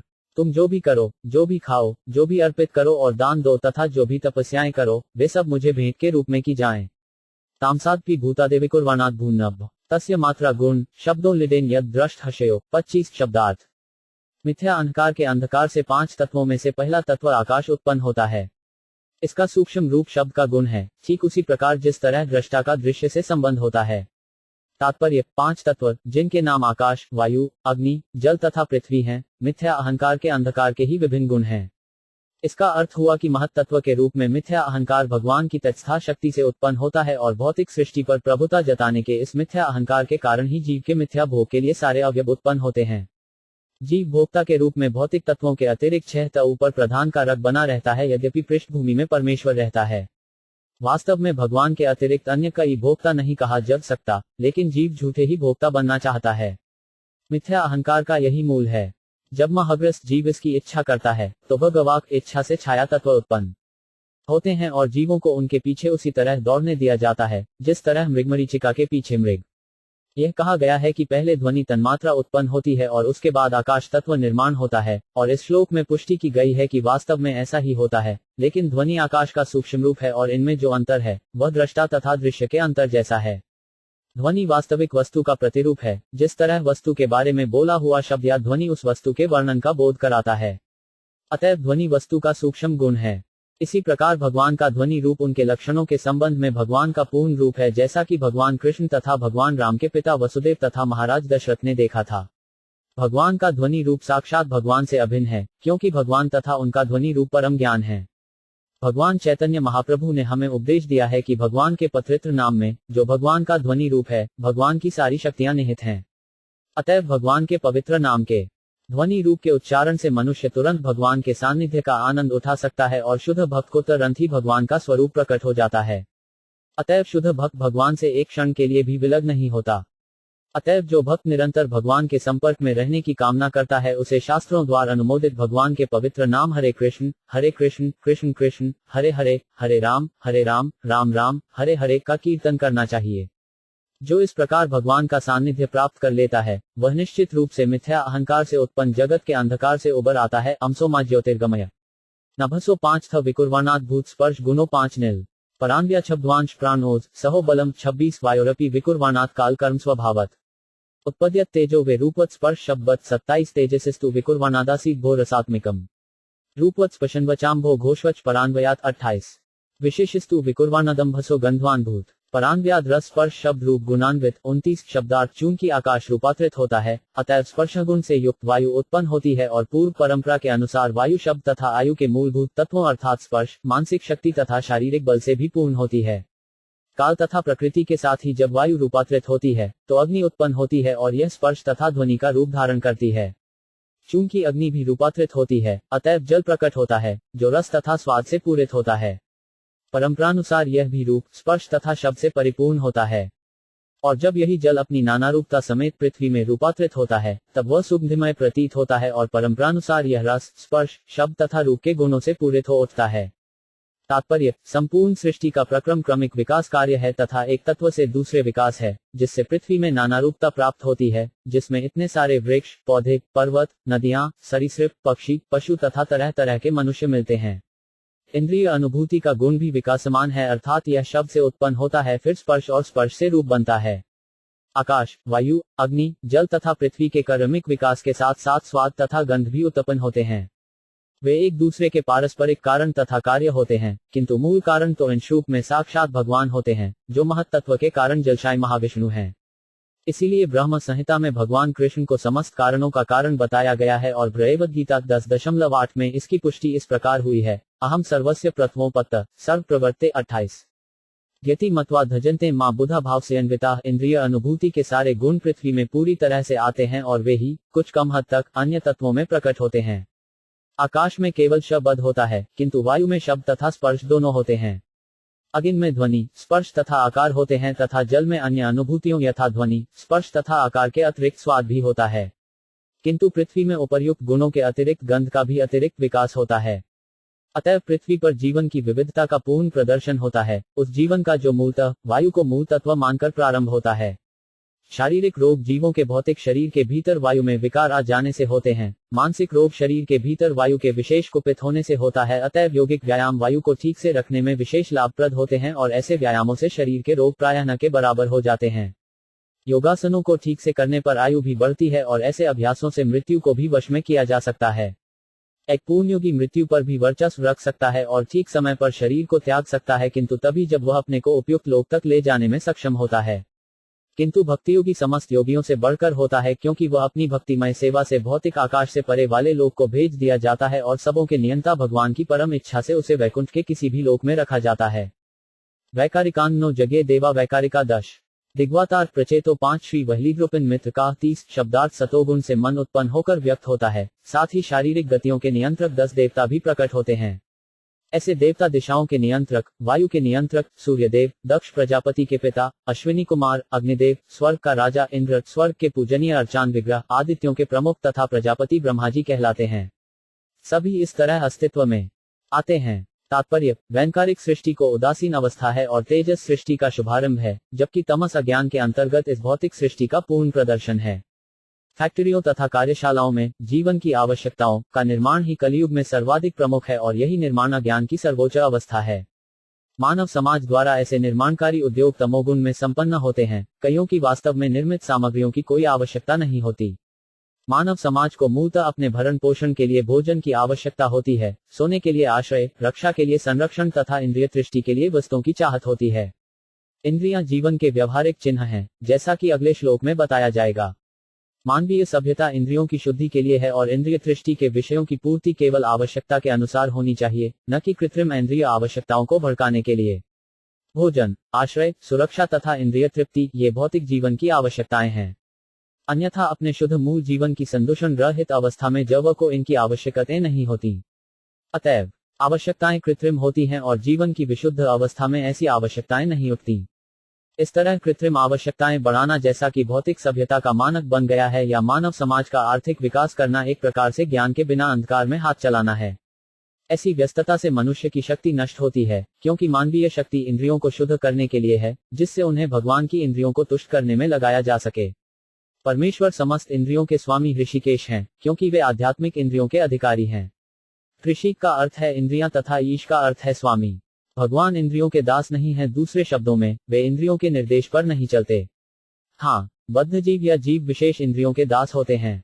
वे इंद्रियों के इशारों पर चलते हैं, इसीलिए यह भौतिक सभ्यता एक प्रकार से इंद्रिय तृप्ति की व्यस्तता मात्र है।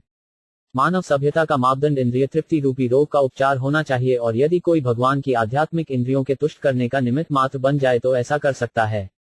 इंद्रियों को कभी उनके व्यापारों से रोकना नहीं चाहिए। 30 अपितु उन्हें इंद्रियों के स्वामी ऋषिकेश की इंद्रिय तृप्ति की शुद्ध सेवा में लगाकर उन्हें पवित्र बनाना चाहिए। संपूर्ण भगवद्गीता का यही उपदेश है। अर्जुन अपने सगे संबंधियों के साथ युद्ध न करने का निर्णय करके अपनी इंद्रियों की तुष्टि करना चाह रहा था, लेकिन भगवान श्री कृष्ण ने उसे भगवद्गीता की शिक्षा दी जिससे वह इंद्रिय तृप्ति संबंधी अपने निर्णय को पवित्र कर सके। अतएव अर्जुन ने भगवान की इंद्रियों को तुष्ट करना स्वीकार किया और भगवान की इच्छानुसार उसने कुरुक्षेत्र के युद्ध में भाग लिया। वेद हमें अंधकार की स्थिति से निकलकर प्रकाश के मार्ग पर अग्रसर होने का आदेश देते हैं। तमसीमा ज्योतिर्गम, अतएव प्रकाश का मार्ग भगवान की इंद्रियों की तुष्टि के लिए है। किंतु जो दिग्भ्रमित हैं या अल्पज्ञ हैं, वे अर्जुन तथा अन्य भगवत भक्तों द्वारा दिखाए गए मार्ग का पालन करते हुए भगवान की दिव्य इंद्रियों को तुष्ट करने का कोई प्रयास किए बिना ही आत्म साक्षात्कार के पथ का अनुसरण करते हैं। इसके विपरीत वे इंद्रियों की क्रियाओं को रोकने का कृत्रिम प्रयास करते हैं, योग पद्धति या भगवान दिव्य इंद्रियों की अवहेलना करते हैं, ज्ञान योग।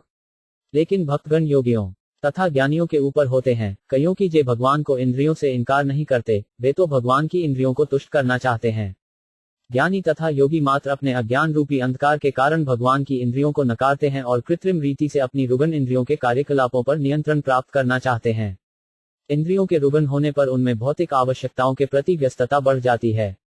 जब कोई व्यक्ति इंद्रियों के कार्यकलापों को बढ़ाने की हानियों को देखता है तो वह ज्ञानी कहलाता है, और जब कोई व्यक्ति योग के नियमों के अभ्यास द्वारा उन्हीं इंद्रियों के कार्यकलापों को रोकना चाहता है तो वह योगी कहलाता है। किंतु जब वही व्यक्ति भगवान को दिव्य इंद्रियों से पूर्ण रूप से अवगत हो जाता है और उन इंद्रियों को तुष्ट करना चाहता है तो वह भगवत भक्त कहलाता है। भगवत भक्त कभी भी भगवान की इंद्रियों को नकारते नहीं वे कृत्रिम रूप से इंद्रियों के कार्यों को रोकते हैं, किंतु वे स्वेच्छा से अपनी पवित्र इंद्रियों को इंद्रियों के स्वामी की सेवा में लगाते हैं, जैसा कि अर्जुन ने किया था, और इस तरह वे भगवान को तृप्त करने की पूर्णता प्राप्त करते हैं, जो सारी सिद्धि का चरम लक्ष्य है। तेजसात विकुर्बाणादिन्द्रियाणि दशाभवन, ज्ञान शक्ति, क्रिया शक्ति, बुद्धि, प्राणशश तेजसो, श्रोत्र त्वग्घ्राण इज्जिना वाग्दोमिरो प्रपाय। 39 शब्दार्थ रजोगुण में और अधिक विकार आने से बुद्धि तथा प्राण के साथ ही श्रवण, त्वचा, नाक, आंख, जीभ, मुंह, हाथ, जन्नेन्द्रिय, पांव तथा मल विसर्जन की इंद्रियां सभी उत्पन्न होती हैं। तात्पर्य, भौतिक जगत में जीवन न्यूनाधिक रूप में बुद्धि तथा प्राणशक्ति पर निर्भर करता है।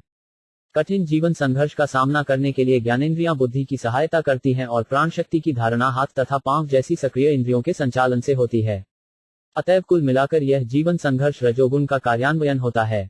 अतएव बुद्धि तथा प्राण समेत सारी इंद्रियां प्रकृति के द्वितीय गुण रजोगुण के विविध उत्पाद तथा उपोत्पाद हैं, किंतु यह रजोगुण वायु तत्व से उत्पन्न है, जैसा कि पहले कहा जा चुका है। यदैतिव सप्ता भावा भूतेन्द्रिय मनोगुणा यदायतन निर्माणे न शेकुर्ग्रह्य वितम। 32 शब्दार्थ है। योगियों में श्रेष्ठ नारद, जब तक ये सृजित अंग यथा तत्व, इंद्रियां, मन तथा प्रकृति के गुण जुड़ नहीं जाते तब तक शरीर स्वरूप धारण नहीं कर सकता। तात्पर्य, जीवों की विविध प्रकार की शरीर संरचनाएं उन विभिन्न प्रकार की मोटर कारों जैसी हैं, जिन्हें विभिन्न पुर्जों को जोड़ करके निर्मित किया जाता है। जब मोटर कार तैयार हो जाती है तो चालक उसमें बैठकर अपनी इच्छानुसार उसे चलाता है।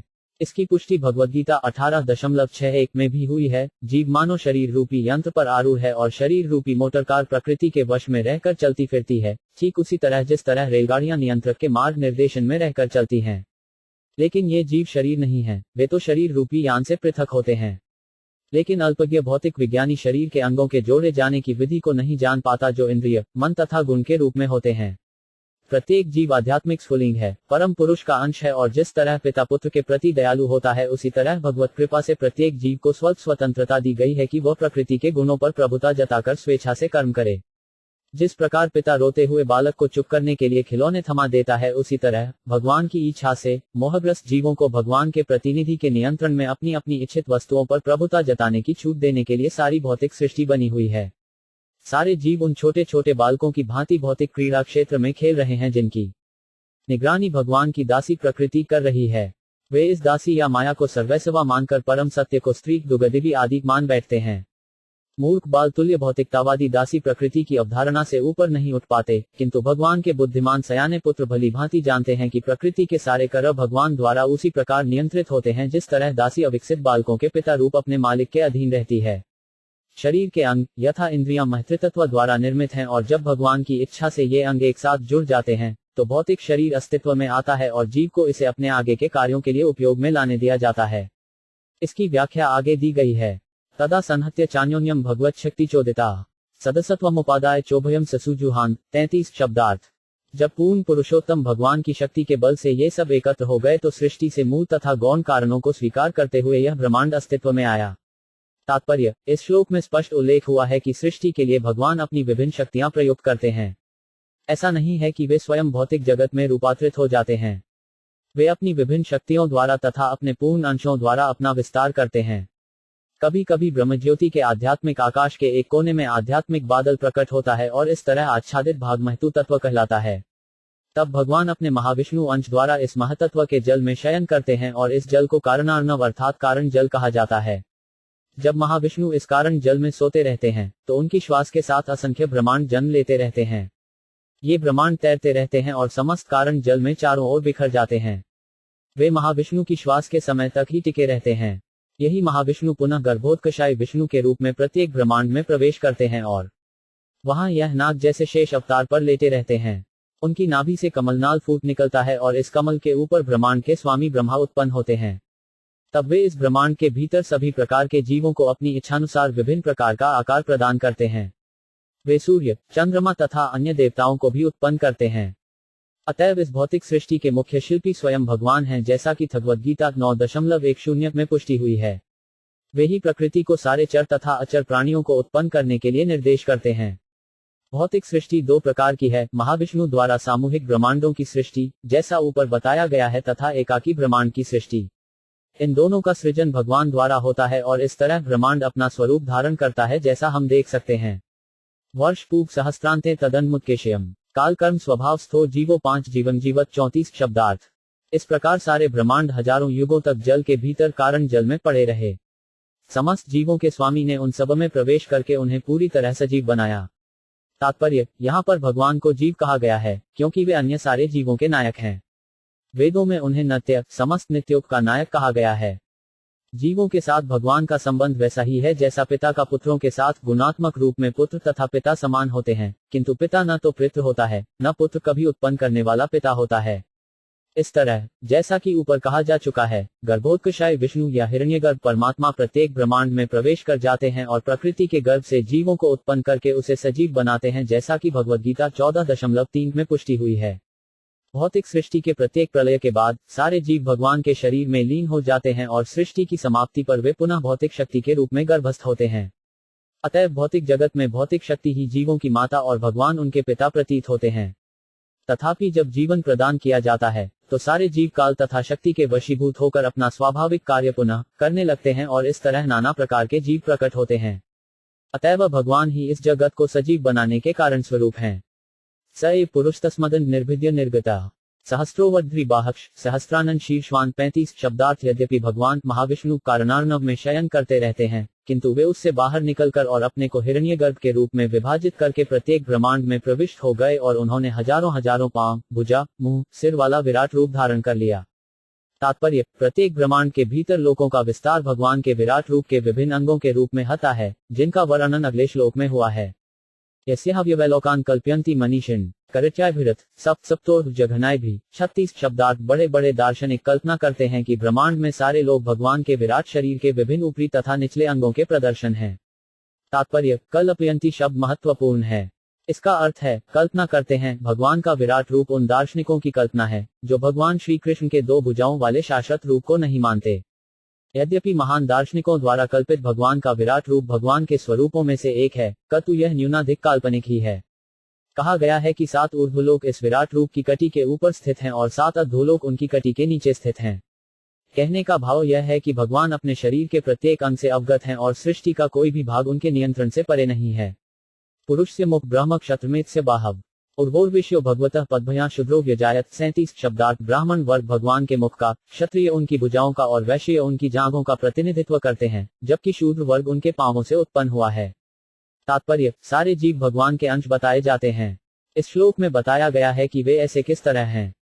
मानव समाज के 4 विभाग हैं: बुद्धिमान वर्ग ब्राह्मण, प्रशासक वर्ग क्षत्रिय, व्यापारी वर्ग वैश्य तथा श्रमिक वर्ग शूद्र। ये सब भगवान के शरीर के विविध अंग हैं। इस तरह कोई भी वर्ग भगवान से भिन्न नहीं है। मुंह तथा पांव स्वाभाविक दृष्टि से अभिन्न है, किंतु शरीर में गुण की दृष्टि से मुंह या सिर पांवों से अधिक महत्वपूर्ण है। लेकिन साथ ही साथ मुंह, पांव, भुजाएं तथा जांघें शरीर के अवयव हैं। भगवान के शरीर के ये अंग परम पूर्ण सेवा के निमित्त हैं। मुंह बोलने तथा खाने के लिए है, भुजाएं शरीर की रक्षा के लिए हैं, पांव शरीर को इधर उधर ले जाने के लिए होते हैं तथा कमर शरीर को स्थित रखने के लिए होती है। अतएव समाज के बुद्धिमान वर्ग को विराट रूप का मुख होने के नाते बोलना चाहिए और शरीर की शुद्धा दृष्टि के लिए भोजन भी करना चाहिए। भगवान की शुद्धा यज्ञ के फल को ग्रहण करना है। बुद्धिमान वर्ग या ब्राह्मणों को ऐसे यज्ञ संपन्न करने में अत्यंत कुशल होना चाहिए और अधीन वर्गों को चाहिए कि ऐसे यज्ञों में हाथ बटाएं। परमेश्वर के लिए बोलने का अर्थ है भगवान के असली स्वभाव का एवं संपूर्ण शरीर के अन्य समस्त भागों की स्थिति का प्रसार करना। इसीलिए ब्राह्मणों को ज्ञान के चरम स्रोत वेदों को जानना चाहिए। वेद का अर्थ है ज्ञान तथा अंत का अर्थ है उसका छोर। भगवद गीता के अनुसार भगवान समस्त वस्तुओं के स्रोत हैं, सर्वस्य प्रभव, और इस तरह ज्ञान का अंत वेदांत भगवान को जानने, भगवान के साथ अपने संबंध को जानने तथा इस संबंध के अनुसार कार्य करने में है। जिस तरह शरीर के अंग शरीर से संबंधित होते हैं, उसी प्रकार जीव को भगवान के साथ अपना संबंध जानना चाहिए। मनुष्य जीवन विशेष रूप से इसी प्रयोजन के लिए अर्थात भगवान के साथ अपने संबंध को जानने के लिए मिला है। इस संबंध को जाने बिना मनुष्य जीवन व्यर्थ है। इसीलिए बुद्धिमान वर्ग के लोगों या ब्राह्मणों का विशेष उत्तरदायित्व है कि भगवान के साथ हमारे इस संबंध का प्रसार करें और सामान्य जनता को सही मार्ग पर लाएं। प्रशासक वर्ग जीवों की रक्षा के निमित्त है, जिससे सारे जीव इस प्रयोजन में सफल रहें। व्यापारी वर्ग अन्न उत्पन्न करने तथा उसे सारे समाज में वितरित करने के लिए है, जिससे सारी जनता को अवसर मिले कि वे सुखपूर्वक रह सकें और मनुष्य जीवन के कर्तव्यों को निभा सकें। व्यापारी वर्ग का यह भी दायित्व है कि वह गायों को सुरक्षा प्रदान करे, जिससे पर्याप्त दुग्ध तथा दुग्ध उत्पाद प्राप्त हों। इन्हीं से समुचित स्वास्थ्य तथा बुद्धि प्राप्त हो सकती है, जो परम सत्य के ज्ञान के निमित्त सभ्यता को स्थापित रखने में समर्थ हैं। श्रमिक वर्ग, जो न तो बुद्धिमान होता है न शक्तिमान, वह अन्य उच्चतर वर्गों की सेवा करके सहायता पहुंचा सकता है और उनके सहयोग से लाभान्वित हो सकता है। अतएव यह ब्रह्मांड भगवान के परिप्रेक्ष्य में एक पूर्ण इकाई है। भगवान के साथ इस संबंध के अभाव में सारा मानव समाज अस्त व्यस्त रहता है, उसमें शांति तथा संपन्नता नहीं रहती। इसकी पुष्टि वेदों में हुई है। ब्रह्मणोस्य मुखमासीत बाहुराजन्य कृत भूलोक कल्पित पद्भया भूलोको 5 से नाभित हदा स्वरलोक ओरसा महलोको महात्मनः 38 शब्दार्थ। पृथ्वी तल तक सारे अधोलोक उनके पांवों में स्थित हैं। भूवलोक इत्यादि मध्य लोक उनकी नाभि में स्थित हैं और इनसे भी उच्चतर लोक, जो देवताओं तथा सुसंस्कृत ऋषियों मुनियों द्वारा निवसित हैं, वे भगवान के वक्षस्थल में स्थित हैं। तात्पर्य, इस ब्रह्मांड के अंतर्गत 14 लोक हैं। अधोलोक भूलोक का हलाते हैं, बीच के भूवलोक तथा ब्रह्मांड तक के सर्वोच्च लोक ब्रह्मलोक है, वहां तक के सारे ऊर्ध्वलोक स्वरलोक कहलाते हैं। ये सभी लोक भगवान के शरीर में स्थित हैं। दूसरे शब्दों में, इस ब्रह्मांड के भीतर कोई ऐसा लोक नहीं है जिसका संबंध भगवान के साथ न हो। ग्रीवा या जनलोको 5 से तपोलोक स्तंद्वयात मूर्धभी सत्यलोकस्तु ब्रहलोक सनातन 39 शब्दार्थ। भगवान के विराट रूप के वक्षस्थल से गर्दन तक के प्रदेश में जनलोक तथा तपोलोक स्थित हैं, जबकि सर्वोच्च लोक सत्यलोक इस विराट रूप के सिर पर स्थित है, किंतु आध्यात्मिक लोक शाश्वत हैं। तात्पर्य, इसी ग्रंथ में हम अनेक बार बता चुके हैं कि आध्यात्मिक लोक भौतिक आकाश से परे स्थित हैं और इस श्लोक से उस वर्णन की पुष्टि होती है। यहाँ पर सनातन शब्द महत्वपूर्ण है। भगवद्गीता 8.20 में नित्यता का यही भाव व्यक्त हुआ है, जहाँ यह कहा गया है कि इस भौतिक जगत के परे आध्यात्मिक आकाश है, जहाँ प्रत्येक वस्तु शाश्वत है। कभी कभी सत्यलोक, जहाँ ब्रह्मा निवास करते हैं, ब्रह्मलोक भी कहा जाता है, किंतु यहाँ जिस ब्रह्मलोक का उल्लेख हुआ है वह सत्यलोक नहीं है। यह ब्रह्मलोक शाश्वत है, जबकि सत्यलोक शाश्वत नहीं होता। इन दोनों में अंतर बताने के लिए सनातन विशेषण का प्रयोग किया गया है। श्री जीव गोस्वामी के अनुसार ब्रह्मलोक ब्रह्म या परमेश्वर का लोक या आवास है। आध्यात्मिक आकाश में सारे लोग साक्षात भगवान जैसे हैं। भगवान परमात्मा हैं और उनका नाम, यश, गुण, लीलाएं इत्यादि उनसे अभिन्न हैं, क्योंकि वे परम पूर्ण हैं। इस तरह भगवान के धाम के लोग भी उनसे अभिन्न हैं। उन लोकों में न तो शरीर तथा न आत्मा में कोई अंतर होता है, न वहां इस जगत में अनुभव किए जाने वाले काल का प्रभाव ही है। वहां पर काल का प्रभाव न होने के अतिरिक्त ब्रह्मलोक के सारे लोक आध्यात्मिक होने के कारण कभी विनष्ट नहीं होते। आध्यात्मिक लोकों की सारी विविधता भगवान से तदाकार है। अतएव इस वैदिक सूक्ति एक एवाद्वितीयम की पूरी अनुभूति उस विविधतामय आकाश में हो जाती है। यह भौतिक जगत भगवान के आध्यात्मिक जगत की मृगमरीचिका मात्र है। छाया होने के कारण यह कभी शाश्वत नहीं होता। इस द्वैतपूर्ण आत्मा तथा पदार्थ भौतिक जगत की विविधता की तुलना आध्यात्मिक जगत से नहीं की जा सकती। कभी कभी अल्पज्ञानी व्यक्ति ज्ञान के अभाव में छाया रूपी संसार को आध्यात्मिक जगत के तुल्य मान बैठते हैं और इस तरह से वे इस संसार में भगवान तथा उनकी लीलाओं को और अधजीव तथा उनके कार्यकलापों को एक समान मान लेते हैं। भगवान ने भगवद गीता 9.11 में ऐसे अल्पज्ञों की भर्त्सना की है।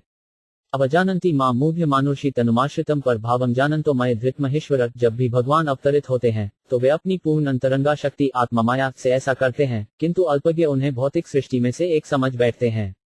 अतएव इस श्लोक की टीका करते हुए श्री श्रीधर स्वामी ठीक ही कहते हैं कि यहाँ पर उल्लिखित ब्रह्मलोक बैकुंठ है जो सनातन है, अतएव वह पूर्व वर्णित भौतिक सृष्टियों जैसा नहीं है।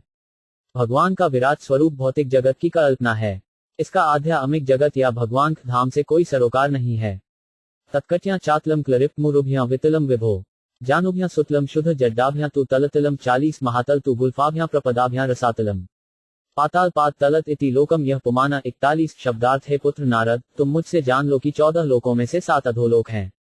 इनमें पहला लोक अतल है जो कटी में स्थित है, दूसरा लोक वितल जांघों में स्थित है, तीसरा लोक सुतल घुटनों में, चौथा लोक तलातल पिंडलियों में, पांचवां लोक महातल टखनों में, छठा लोक रसातल है जो पांवों के ऊपरी भाग में स्थित है तथा सातवां लोक पाताल लोक है जो तलवों में स्थित है। इस प्रकार भगवान का विराट रूप समस्त लोकों से पूर्ण है। तात्पर्य, आधुनिक साहसिक व्यक्ति अंतरिक्ष यात्री श्रीमद् भागवत से यह सूचना प्राप्त कर सकते हैं कि अंतरिक्ष में 14 लोक हैं।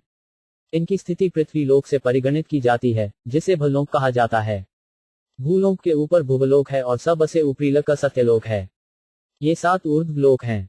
इसी प्रकार 7 अधोलोक हैं जिनके नाम हैं अतल, वितल, सुतल, तलातल, महातल, रसातल तथा पाताल लोक।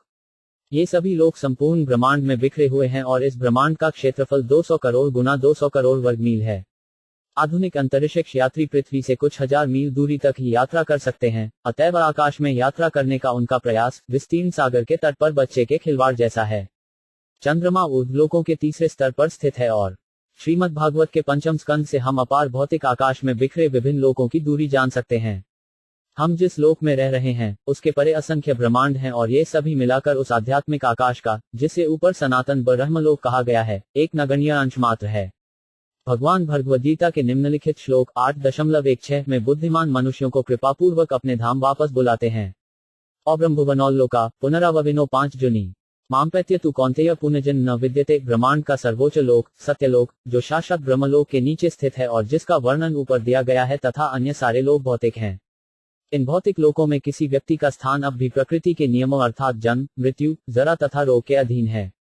किंतु जब मनुष्य नित्य ब्रह्मलोक के सनातन आकाश में, जो ईश्वर का धाम है, प्रवेश करता है तो उसे उपर्युक्त भौतिक कष्टों से पूर्ण मुक्ति मिल जाती है।